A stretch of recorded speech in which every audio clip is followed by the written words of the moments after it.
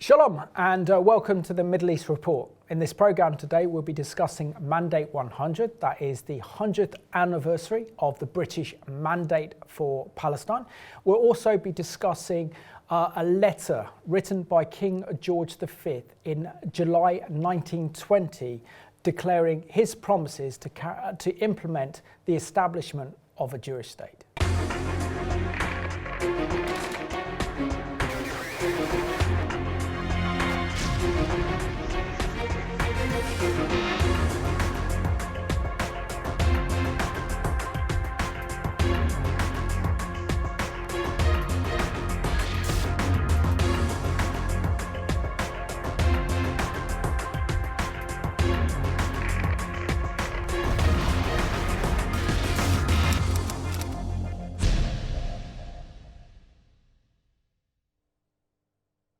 Shalom and welcome to the program. Today's guest is a good friend of the Middle East Report and of Revelation TV. Needs no introduction, Hugh Kitson. Hugh, it's great to have you on the program today, especially at the really short notice that I gave you yesterday evening. So thank you for standing in the breach to be my special guest today. Well, it's a privilege and a pleasure to do it. Likewise, it's great to have you on the program. Now, we are discussing a very significant milestone as we remember the 100th anniversary or the centenary of the Balfour Declaration, the implementation of the Balfour Declaration, the San Remo Agreement coming into its fruition with the British Mandate of Palestine. But before we discuss the British Mandate and how it started almost 100 years ago, I think it's important that we have a bit of a historical perspective, because over the last few years we've had some big centenaries that we've been celebrating, namely the Balfour Declaration back from 1917, back in 2017, with the wonderful display of Christian love and support for Israel at the Royal Albert Hall. We also in 2020 during lockdown we celebrated the 100th anniversary of the San Remo Agreement, and now we're marking the occasion for the 100th anniversary of the British Mandate. Firstly, before we go into the historical analysis of how we got here, why is it so important as Christians that we mark this occasion, both for British and also Israeli history? Well, without all of these milestones, the Balfour Declaration, the San Remo Conference and the resolution that came out of it, and the mandate itself, the Jewish state, the state of Israel, would not exist today. So this is the important thing. And from a biblical perspective, God had promised the restoration of the Jewish people to the homeland that he had covenanted to Abraham, Isaac, and Jacob. And it's almost as if the Lord, in fact, I believe he did do it, he chose Britain, which at the time, 100 years ago, was the largest empire the world had ever seen, even though by that time we were in decline. He chose us just as he chose the Persian Empire back in the 6th century BC to be the facilitator of the restoration of Israel then. And so King Cyrus actually was the emperor of what was then the world superpower, just as we were the sort of world superpower 100 years ago.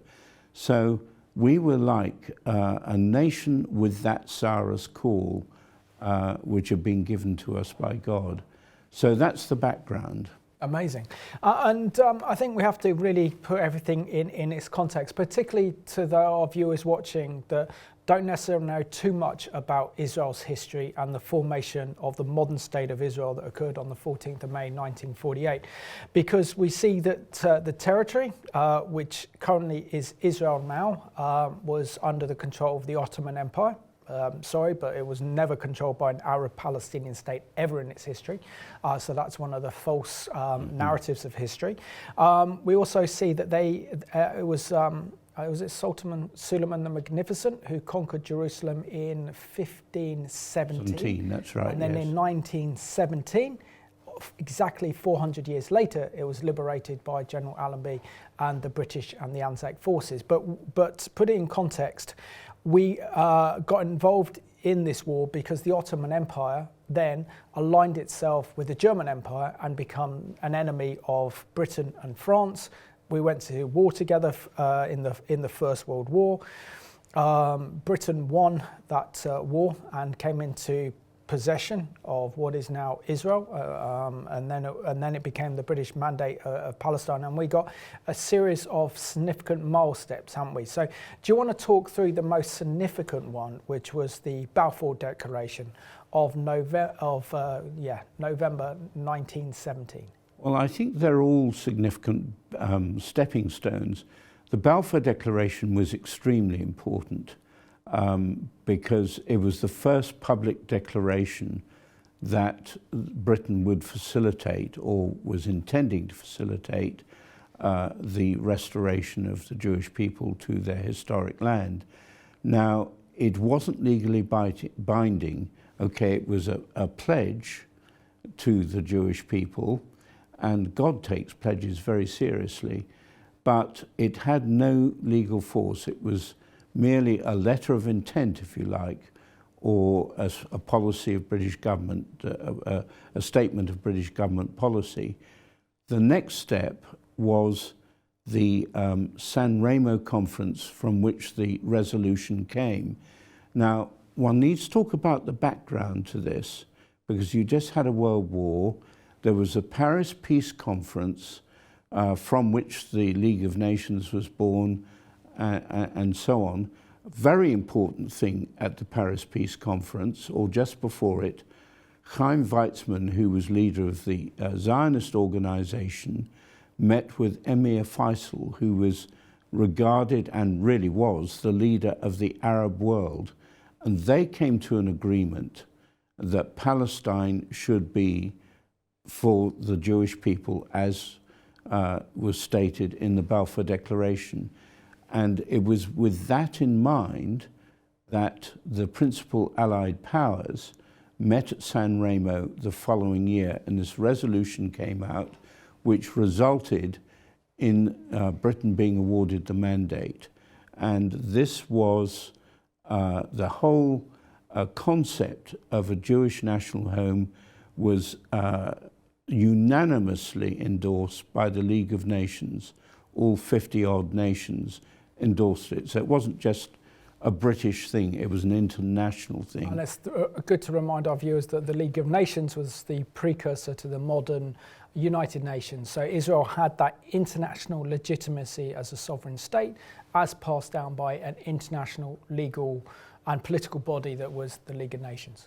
But the San Remo Resolution, if you like, raised the Balfour Declaration to the status of an international treaty, the details of which had to be worked out. And you have a copy of the Balfour Declaration with you. I can see that it's down by your side there, Hugh. And if you'd be so kind as to actually read out the letter written by Lord Balfour to representatives of the Zionist community or the Jewish community in the UK. There we go. Yeah, this is it here. Is that an original copy? It's a copy.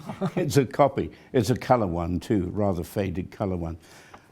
Dear Lord Rothschild, I have much pleasure in conveying to you, on behalf of His Majesty's government, the following declaration of sympathy with the Jewish Zionist aspirations, which has been submitted to and approved of by the Cabinet.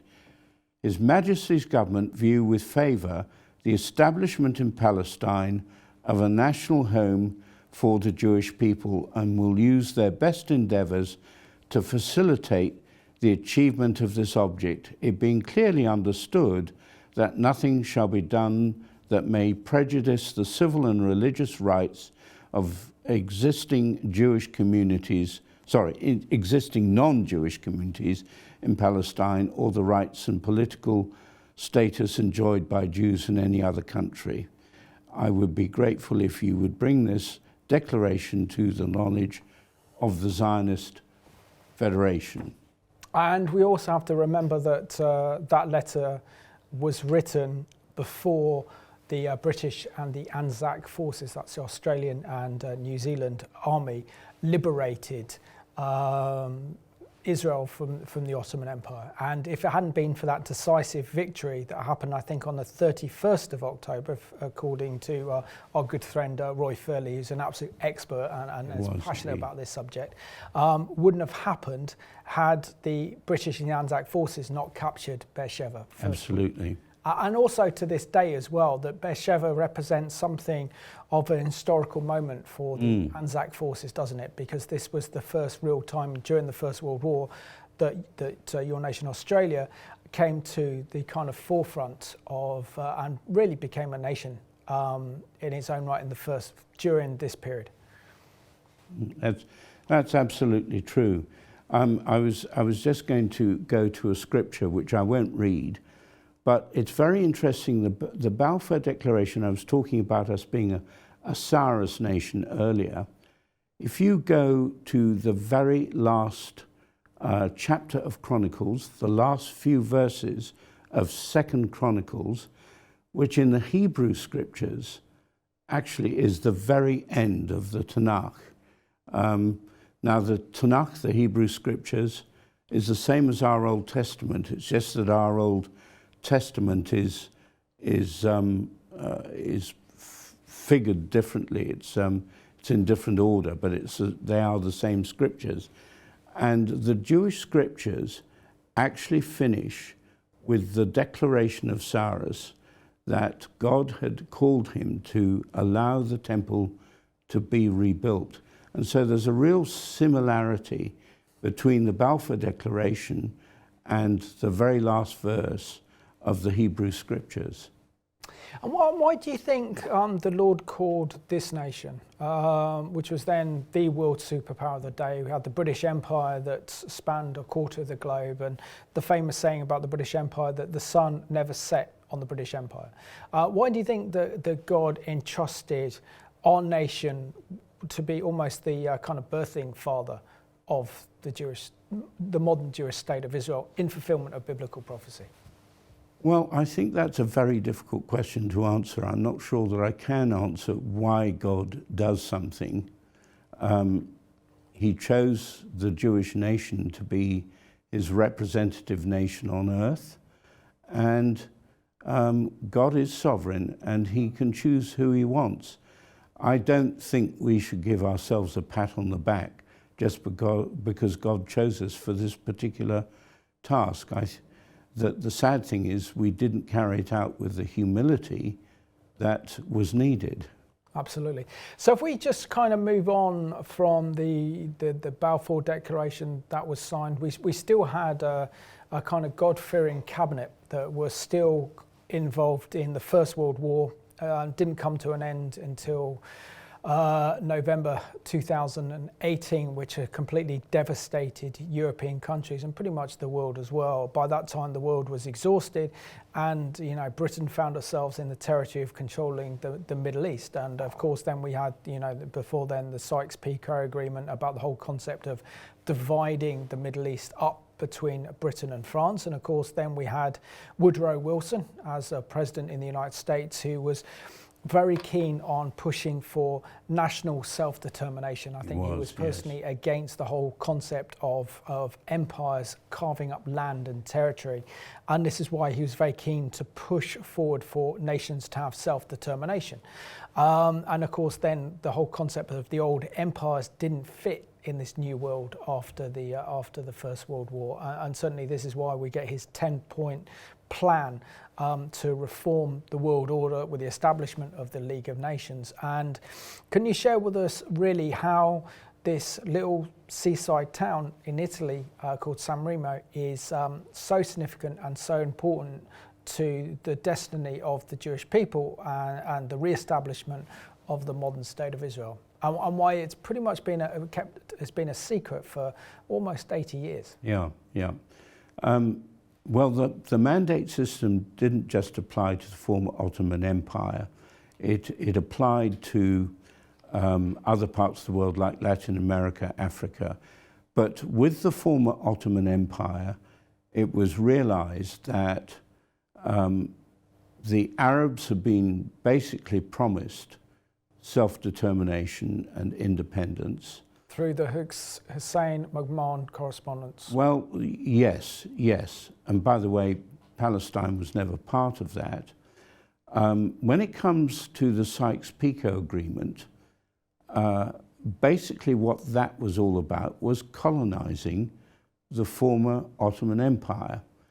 And it's interesting, as part of the Paris Peace Conference, League of Nations, it was declared that any of these previous secret agreements, and the Sykes-Picot was originally a secret agreement, would be abrogated. And the whole matter of the Ottoman Empire then went to the San Remo Conference. And when the principal Allied powers met, and there was Italy that was in the chair, there was France, there was Britain, and there was Japan, and the USA was there in an observer status. So the principal Allied powers took into account what Faisal and Weizmann had agreed on the eve of the Paris Peace Conference, and what they presented at the Paris Peace Conference, and what they presented at the Paris Peace Conference in terms of territorial claim, they didn't clash with each other. They were in agreement with that. And so the San Remo Conference considered these, and so a series of mandates was agreed. Initially Syria, which would be under the French, and Mesopotamia, now Iraq, under the British, and then that one was split into Syria and Lebanon under the French. And then, of course, there was Palestine. Now, actually, the borders between the mandates, and particularly between Palestine in the west and Mesopotamia in the east, were not finalized. And even with Syria and Lebanon in the north, those were to be finalized in conjunction with the League of Nations. And so those weren't actually determined until later. But the principal Allied powers recognized that there had been a kingdom of Israel. It wasn't just a nation, it was actually a kingdom. And at one point, under King David and Solomon, the most prosperous kingdom in the world. And so they understood that the territorial boundaries of the Jewish national home should be pretty well within what King David and King Solomon had, from Dan in the north, at least to Beersheba in the south, on the western side, the Mediterranean Sea, and on the eastern side, well, that wasn't finally determined. But Weizmann and Faisal had drawn a border which ran down the Hejaz Railway. Now that's a few miles east of the Jordan River, and it reflects the half-tribes that resided east of the Jordan River. So that was what was basically decided, and of course the League of Nations endorsed that. So let's have a look at an excellent extract now of Forsaken Promise that puts the historical story of Britain's role in helping to re-establish the modern state of Israel just prior and during and after the First World War.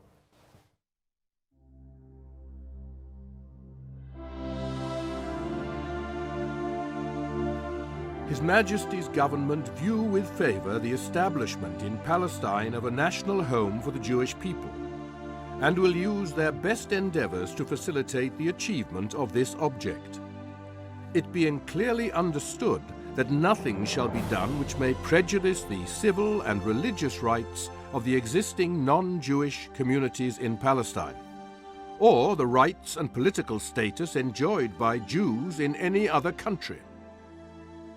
It was an absolute miracle, first of all, that the Balfour Declaration got ratified in the first place, and secondly, that went into the mandate, that the mandate was actually finally accepted by the British government, and thirdly, that the mandate actually got feet on the ground. The British betrayed us. The mandate was given to the British to prepare this land for a homeland for the Jews, but they betrayed us. Because we are Jew and we cannot stay in Israel, so they sent us to the prison. My life, 5 years of my life, I was in prison in Mauritius because I was a Jew. It's a dark, dark stamp on the British authorities. Even the Arabs would want to go mad if few ships will arrive at night and unload people. בניית יהודים מלברוח מאירופה להגיע לכאן, וגם לא קיבלו אותם לא באנגליה וגם לא בארצות הברית. זה היה ממש שיתוף פעולה עם היטלר. I believe that if the gates were open as they should be, as the Declaration of Balfour, if it would have really been the national house for Jews, very many Jews would have survived. It was an appeasement, a political appeasement, and paid with the blood of the Jews. My whole family is going to Gaza. We came here, the time we were there, we didn't know. Only we came here to Israel. They tell us that nobody is alive.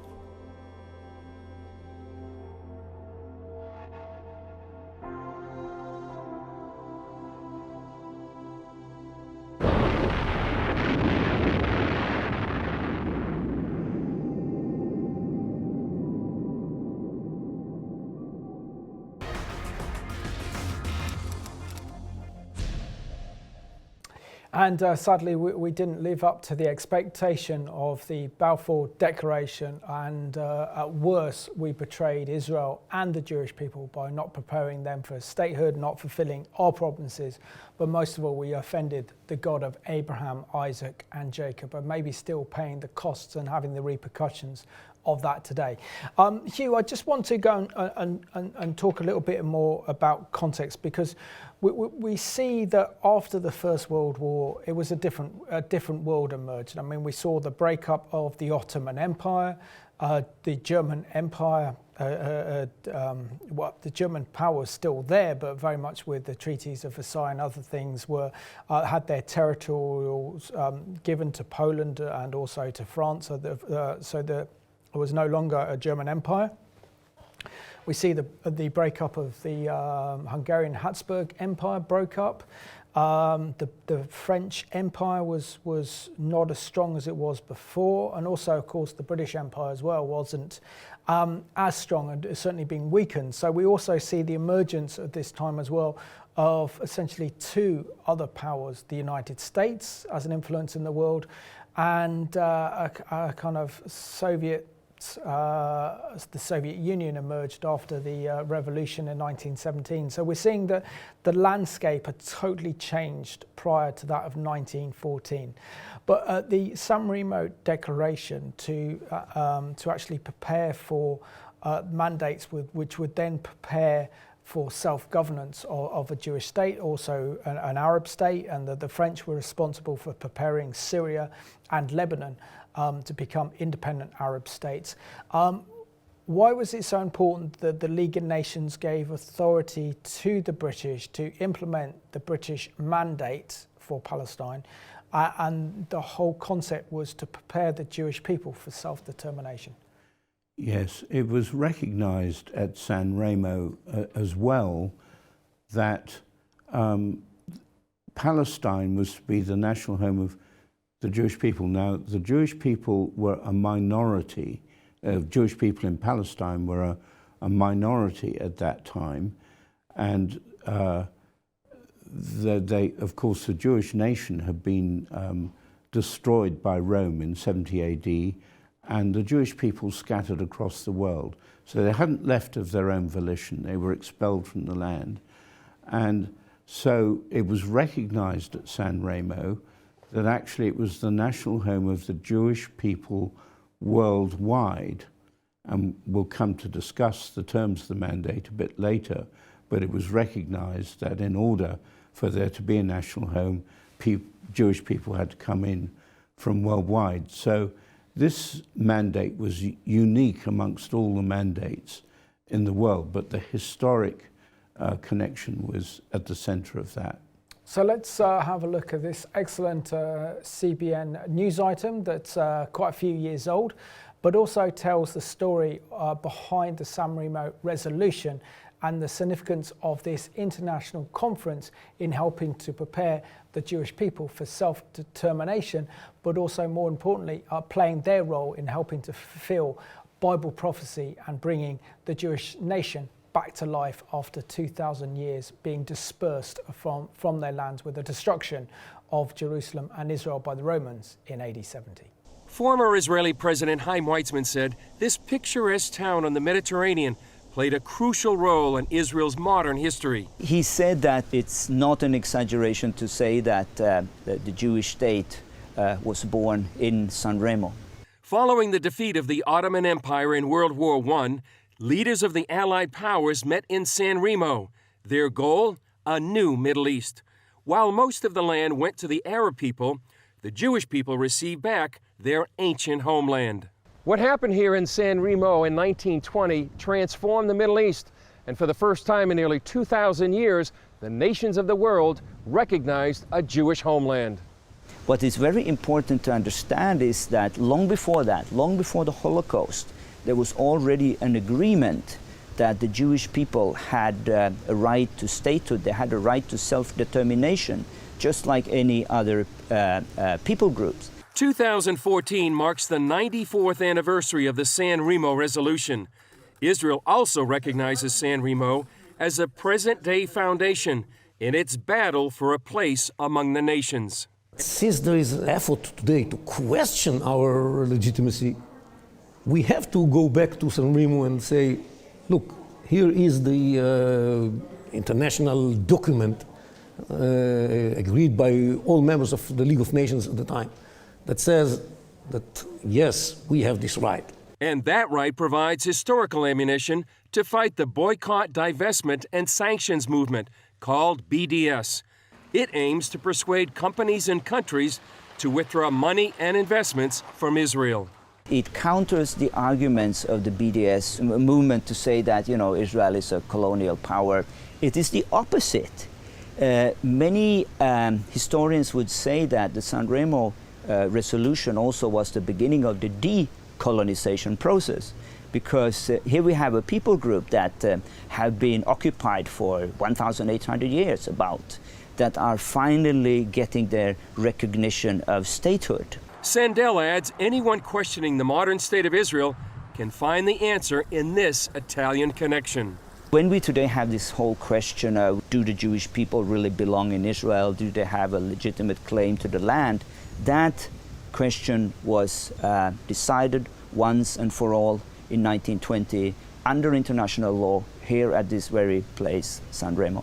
Chris Mitchell, CBN News, San Remo, Italy.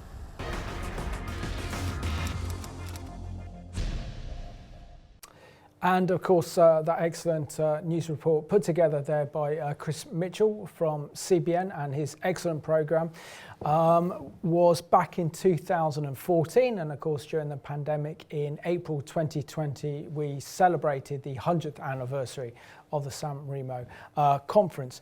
Now, Hugh, it's almost an exclusive we have here for the Middle East report, that you've been given a copy of an extremely important letter, and maybe this is the first time that such a letter has come to the public attention, and if it's proved to be legitimate, this is the first time on any media platform that this letter has been read out on air. So you've got potentially an exclusive as our viewers of the Middle East Report on Revelation TV to get something special. So can you tell us who wrote this letter and also read the letter? Okay. Thank you. First of all, it's thanks to our very good friend Colonel Richard Kemp that I've even got it.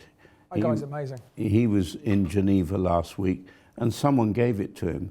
I've been studying the history of the Mandate for close on 20 years, and I have never come across this particular document. But what I need to do before we go to this is to give its historic context. Please. Yep, now, if we just go back to 1917, 1918 and so on, Jerusalem was under a British military administration. The military governor from 1919 onwards was General Bowles, and the military administration was not in favour of the Balfour Declaration being implemented at all. And in fact, they were in direct rebellion to the British government policy of the time. And in April of 1920, about 2 weeks before the San Remo conference, a group of British Army officers instigated, through using Haj Amin al-Husseini, who later became the Grand Mufti, a pogrom in the old city of Jerusalem. And the purpose of this pogrom was to demonstrate that the Jewish national home was both undesirable and unworkable.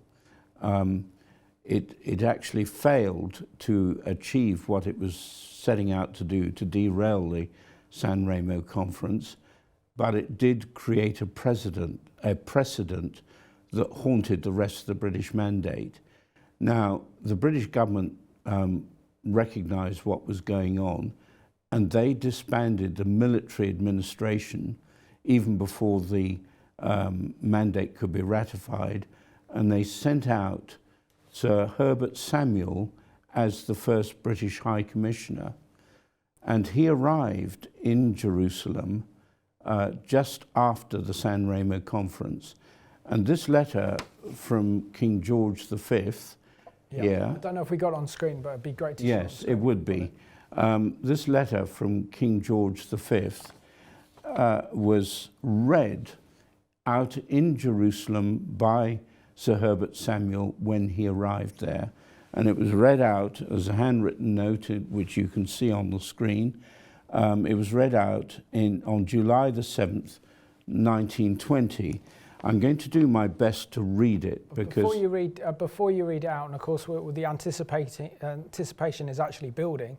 Who wrote the actual letter? Because it was highly significant. It was King George V who wrote it, and of course, as High Commissioner, Herbert Samuel was the King's representative. He was the government's representative, of course, but he was the King's representative. And this is what the letter says. It's addressed to the people of Palestine. I'll do my best to read it because my eyesight's not what it used to be. Thank you. The Allied powers whose armies were victorious in the late war have entrusted to my country a mandate to watch over the interests of Palestine and to ensure that your country, to ensure to your country that peaceful and prosperous development which has so long been denied to you. I recall with pride the large part played by my troops under the command of Field Marshal Lord Allenby in freeing your country from Turkish rule, and I shall indeed rejoice if I and my people can also be the instruments of bringing within your reach the blessings of a wise and liberal administration. I desire to assure you of the absolute impartiality with which the duties of the mandatory power will be carried out, and of the determination of my government to respect the rights of every race and every religion represented among you. Sorry, it says creed, represented among you, for both the period which has still to elapse before the terms of the mandate can be fully approved by the League of Nations, and in the future when the mandate has become an accomplished fact.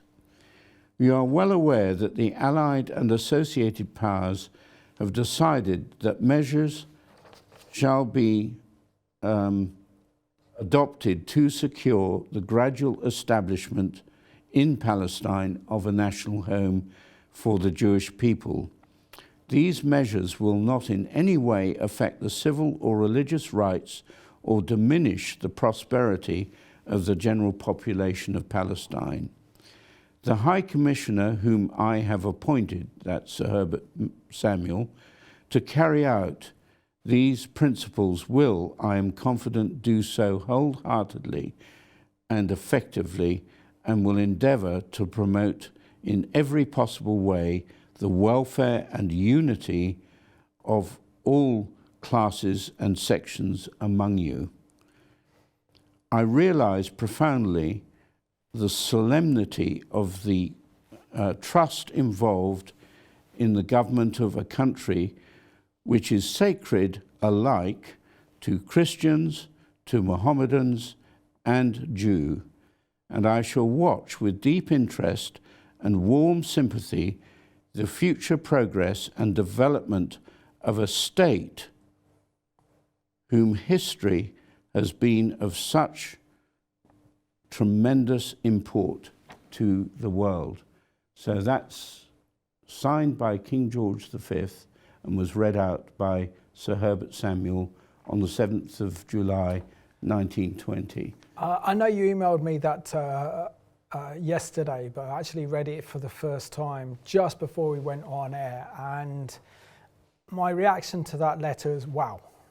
It's just absolutely incredible, because essentially what this is saying is that the British monarchy, the King, George V, effectively recognised a Jewish state, and he saw as his purpose, through Herbert Samuel, the High Commissioner, to implement the building blocks of a Jewish state gradually. I think that's the key word.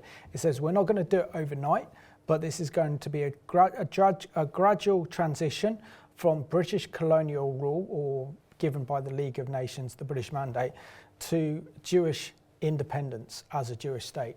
How does this then change the whole perception of Israel when Israel's enemies saying that Israel has no legal right to exist? The British government, of course, then abstained during Israel's vote for membership of the United Nations back in 1947.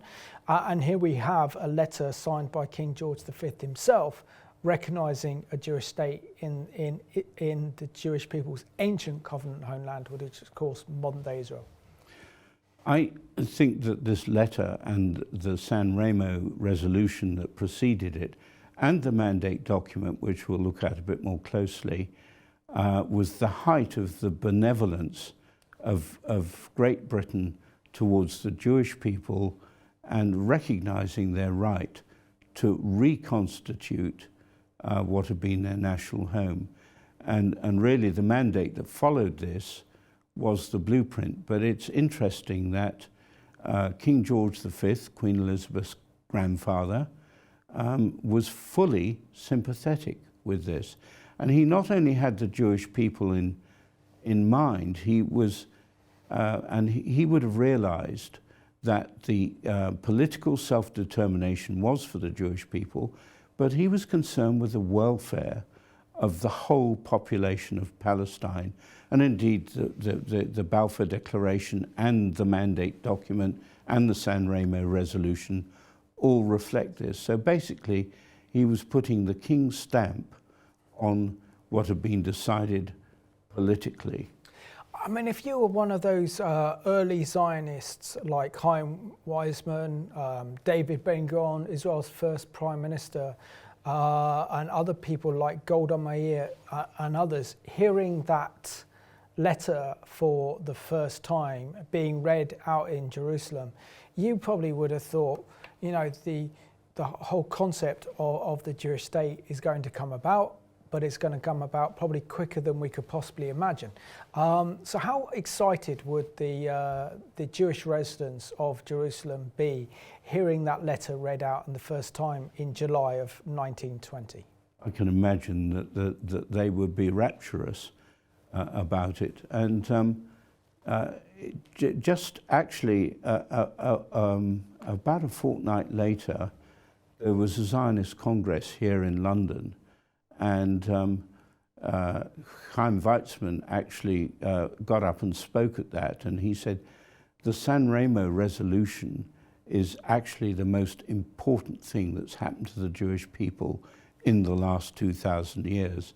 And the Zionist Organization of America also endorsed that, that sentiment as well. So it wasn't just the Jewish people in Israel, or in what was historically the land of Israel and about to be so again, but it was actually a reaction of the Jewish people across the world. But I find it amazing that this letter, which is also written in Arabic and in Hebrew as well as English, has never surfaced until this moment. But also, what wasn't this, Hugh, a letter also written to the British military establishment as well, behind the scenes, as saying, look, the will of my government, which is King George V's government, was to implement the San Remo, implement the Balfour Declaration, and actually prepare for a Jewish state. So, but can you share with us really some of the reasons behind, I can only think of some of the reasons behind why the British military establishment in Palestine as it was then were against the Zionists and against self-determination? Was it because of deep-rooted anti-Semitism within the upper echelons of the British military establishment? And also, was it strategically that they didn't want to lose the control of the Mediterranean, because Israel's the only country in the Levant region that has the biggest coastline, and of course then acts as a buffer zone to the Suez Canal, and the Suez Canal gives you access to India, and India was always the jewel in the crown of the British Empire. Well, the anti-Semitic side, I'll answer that one first. I believe that there was deep-rooted anti-Semitism in the British Army at that time. I mean, my father was a senior officer in the British Army, and he wasn't sympathetic to the Jewish people, sadly. But certainly there was deep-rooted anti-Semitism. The other factor is that instead of, when Allenby conquered Jerusalem, there was a power vacuum because the Turks left. And so there had to be an administration put in place very quickly. And instead of bringing people out from Whitehall, they brought up people from Cairo, military from Cairo and so on. And the British Army had been ruling over Muslims around the world. And so there was a strong sympathy to Arabs. So that was also part of it. Really.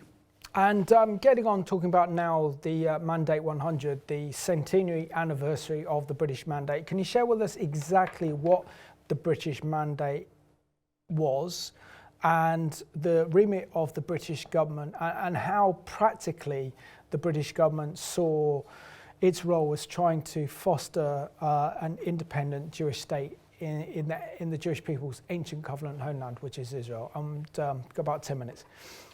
Right. Well, this is the mandate document, and you could say that the actual mandate, which is an international treaty binding in international law, right at the very beginning of it, it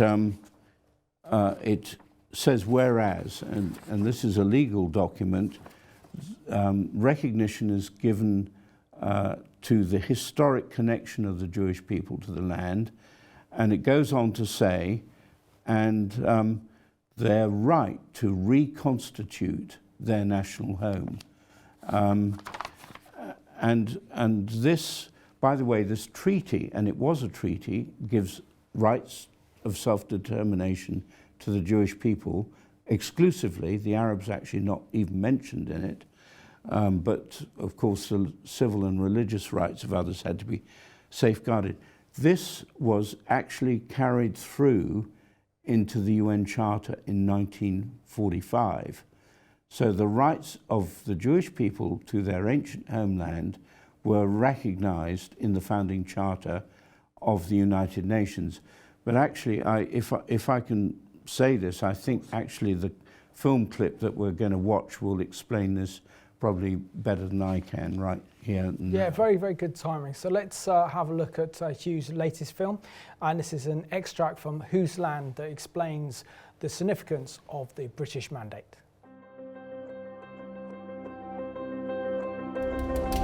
During July 1922, the British Parliament debated and finally approved what was known as the Churchill White Paper. And then the draft of the Mandate for Palestine was confirmed by the Council of the League of Nations and was approved on July 24th. The preamble to the Mandate document incorporated the wording of the Balfour Declaration. Another foundational clause in the preamble states, whereas recognition has thereby been given to the historical connection of the Jewish people with Palestine and to the grounds for reconstituting their national home in that country. The mandate is based upon the Balfour Declaration, and that declaration has been incorporated by reference at least in 3 places.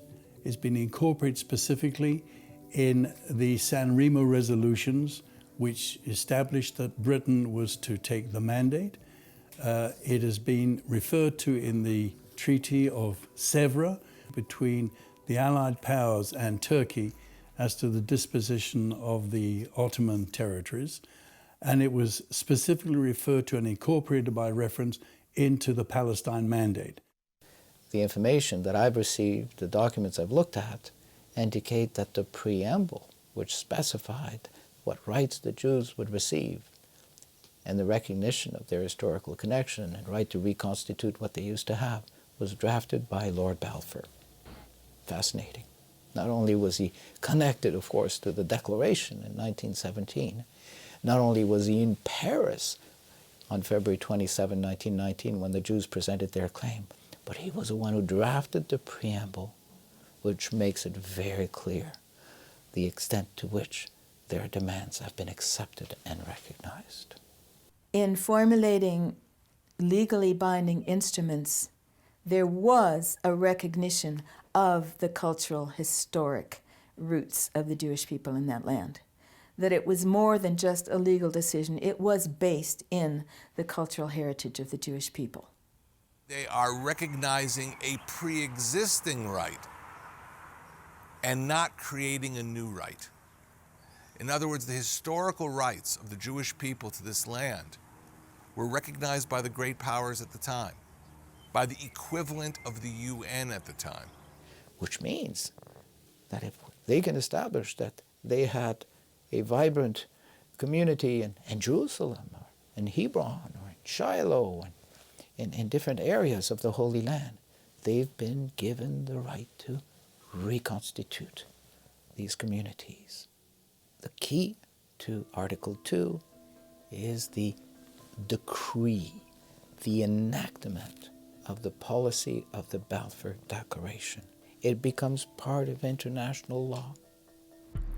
Article 2 of the mandate states, the mandatory, that is Great Britain, shall be responsible for placing the country under such political, administrative and economic conditions as will secure the Jewish national home. The Mandate of Palestine was quite specific about who was the beneficiary of this right of self-determination. The preamble to the mandate tells us that the mandate was created in order to reconstitute the Jewish homeland on its ancient land. If you read through the mandate, you'll see there are a number of provisions that were designed to guarantee that. The mandatory authorities, the British, were supposed to cooperate with the Jewish agency in running the mandate. They were supposed to encourage and facilitate the acquisition of citizenship by Jews, immigration by Jews, close settlement of Jews on the land. So there are all these provisions that show us that it was a mandate designed to guarantee the self-determination of the Jewish people. The whole idea of the mandate was for the Jews to be given the right to immigrate so that the population could increase, so that while the trust is ongoing, they would be stronger, more numerous, and then could declare the independence of their country. That was a whole strategy.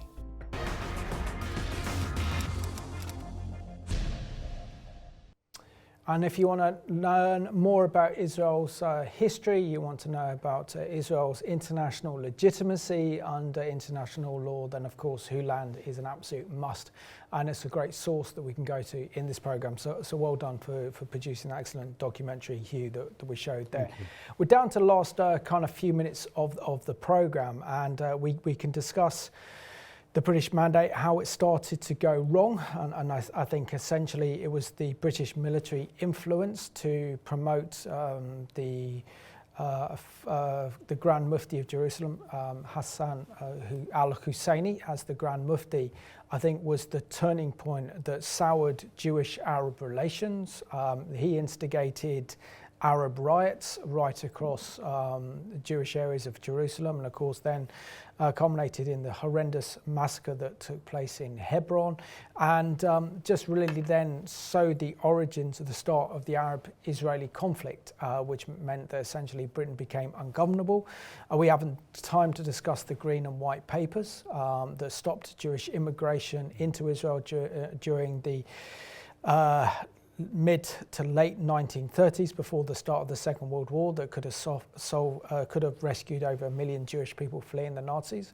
And of course then the other aspect, that after the war, the behaviour by Attlee's government, particularly Lord Bevan, who was the foreign minister, about Jewish refugees who had survived the Holocaust wanting to live in Israel and the state, and the treatment of those Jewish refugees trying to make it to Israel, and the British government's attempt to stifle everything towards the establishment of a Jewish state. So when we look back on it, we can look at this moment in time 100 years ago and to say that successfully the British government had followed the mandate that was given in the Balfour Declaration, and then we see the great betrayal. So it's a bit of a mixed picture, isn't it? It is very much so. I think there is no doubt that without the British involvement, without the mandate, the modern state of Israel, the Jewish state of Israel, would not exist today. But the very sad thing is that in the end, it happened in spite of us rather than because of us. And I think that's a very sad aspect of the story. And I would love to see Britain own up to our betrayal of the Jewish people, and the legacy that has been left behind, which is the conflict that still exists nearly 100 years on. I would love to see real reconciliation between Britain and Israel. It would be good, certainly good for Israel, but I think it would be in Britain's best interests if we came clean, acknowledged the betrayal and our mistakes, and had some sort of reconciliation on that basis, which really needs to also include a change in British foreign policy as far as Israel's legitimate domicile in all of Jerusalem, Judea and Samaria. Amen to that as well. And also, you know, James Patrick from Love Never Fails deserve a lot of credit for this future event that's going to take place on the 6th of July to mark the 100th anniversary of the British Mandate. Hugh, absolute pleasure to have you on the Middle East Report, and thank you so much for bringing so much to us regarding the 100th anniversary of the British Mandate. And I want to thank you at home, because there is no doubt that the 100th anniversary of the start of the British Mandate was extremely significant, and was actually the physical embodiment of the Balfour Declaration of 1917. But sadly, after that, our history is awful, and this is why we need to come to a place as a nation of repentance for our treatment of Israel and the Jewish people during the Mandate years. And this is a shameful record on Britain's history that needs to be addressed today in 2022. So we want to thank you for watching this week's edition of the Middle East Report as we remember the 100th anniversary of the British Mandate of Palestine.